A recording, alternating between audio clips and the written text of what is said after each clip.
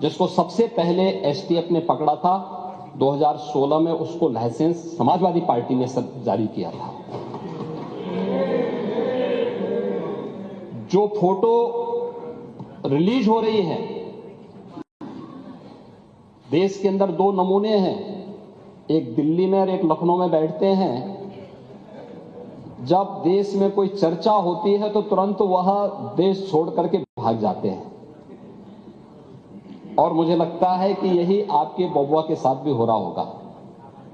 वह भी देश से फिर जाएंगे इंग्लैंड की सैर सपाटे में, और आप लोग यहां चिल्लाते रहेंगे।